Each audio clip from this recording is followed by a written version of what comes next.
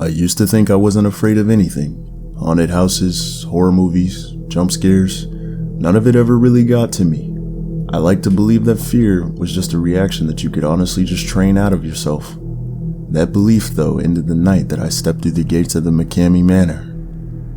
I know what people say online, that it's not really a haunted house. It's a psychological endurance test, a legal torture chamber. I've read all the Reddit threads, watched all the interviews, even saw some videos of people crying, begging to leave, but I thought they were exaggerating. So when my friends dared me to sign up, I didn't hesitate. I filled out the form, passed the background check, and even made the video submission. I said I was ready, that I could handle anything, but I wasn't. The day of my tour, I met the organizer, a tall man with a calm, unsettling politeness. He smiled the whole time as he handed me the 40-page waiver. I thought he was joking when he said, "This covers everything from physical injuries to psychological trauma."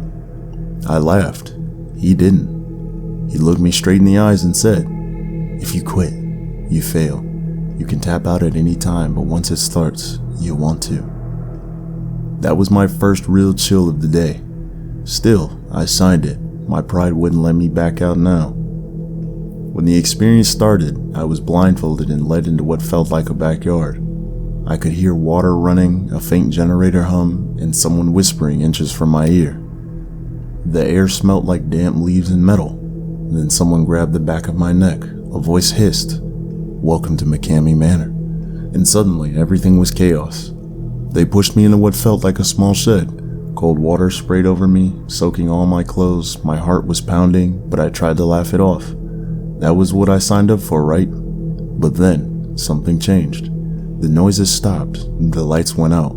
All I could hear was breathing right behind me. I froze. I tried to say something, to ask what was happening, but before I could, hands gripped my shoulders and shoved me forward. My knees hit concrete. Something wet and sticky covered the floor. "Get up," a voice growled. But when I tried, someone yanked my blindfold off. The room was dimly lit. Red lights, like a dark room, chains hung from the ceiling. There were dirty tools on a table that looked far too real to be props. And standing in front of me were 3 people wearing masks. But these weren't ordinary masks. They were humans' faces. Old, decayed rubber molded into fake smiles. One of them leaned in close and whispered, "You wanted real fear, didn't you?" I nodded, too scared to speak. He smiled. "Then let's begin." The next few hours are a blur. They locked me in a freezer, they dragged me through mud, they screamed questions in my face I couldn't answer fast enough. Every time I thought it was over, it wasn't. At one point, I was sitting in total darkness, shivering when I heard a faint whisper.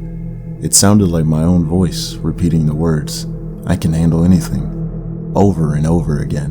Then I heard laughter, not loud, but soft, taunting, coming from a speaker right above me. I realized they'd recorded my video submission, the one where I said I wasn't afraid. They were using my own words to break me. I started to lose track of time. The constant disorientation, the screams, the dripping water, it all blended together every second. Every sound made me flinch. Then they started calling me by name. "Come on, Ethan. Don't you want to see what's next?" I hadn't told them my name when I arrived. That's when I began to panic. They led me into another room, one with a mirror, or what looked like a mirror. But as I got closer, I realized it wasn't my reflection. It was a screen, showing a live feed of me standing there, only I wasn't moving. The me on the screen tilted his head, smiled, and raised his hand to his lips. I stumbled backwards. The people behind me laughed. They kept repeating, "You said you wanted to meet yourself." I can't describe the feeling. It wasn't jump scare horror, it was deeper, like my mind was being peeled open, piece by piece. At some point, I finally said it, "I quit." But they didn't stop, not right away. They made me beg. They made me scream it over and over until my voice cracked. When they finally pulled me out, I was shaking so hard I couldn't stand. The man from earlier, the one who made me sign the waiver, handed me a towel and a glass of water. He smiled, calm as ever. "Congratulations," he said. "You lasted 1 hour." 1 hour. It felt like days. That night, when I got home, I couldn't sleep. Every sound made me jump. Every shadow looked like someone watching me. I kept hearing that voice whispering, You wanted real fear? A few days later, I started having nightmares. Not of what I remember, but the things that didn't happen. Me standing in front of that screen again, my reflection smiling back, reaching through the glass. Sometimes I wake up in the middle of the night, convinced someone's standing in my room. I'll turn on the light and there's no one there. But once, I swear, I saw something move just as the light flicked on. It's been years now.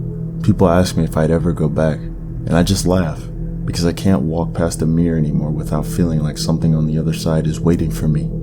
I tell them I survived the McKamey Manor, but sometimes, late at night, I wonder if part of me never left.